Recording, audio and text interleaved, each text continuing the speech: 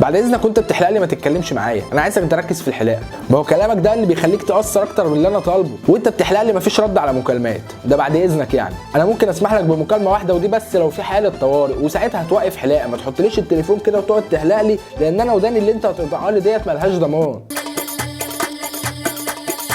انا مش هشرب حاجه، والناس اللي قاعده ورا دي برضو مش هتشرب حاجه، فكبر دماغك وخلص حلاقه. ورسالتي هنا للاخ اللي بيقف بالماسك في الشارع، شكلك مرعب، شكلك مش اتراكتيف، شكلك ما فيهوش اي حاجه كرييتيف، شكلك مش امور. الماسك ما بنقفش بيه في الشارع. وملحوظه قد كده بس عايز اوضحها لك، شكلك بعد الماسك زي شكلك قبل الماسك بالظبط، ما فيش اي حاجه اتغيرت، نفس السحنه ونفس الوش. العيال اللي حلقه من فوق 3 ميلي وعندها 13 شعريه في دقنها، لو شفتكم عند الحلاق يوم اللي واقف هزعلكم. لبانه ب 2 جنيه وخلص نفسك في البيت، هي مش ناقصه زحمه ولمه على الفاضي. واخر رساله معايا لاخواتي اللي بيبقوا قاعدين في قائمه الانتظار ورا الحلاق، بلاش النظارات بتاعتكم والبحل والبر اللي انتوا بتقعدوا تعملوه ده. نظارات من نوعيه الحقد بقى، ان انا قاعد على الكرسي وانت لسه قاعد في قائمه الانتظار. اسلك كده اصفر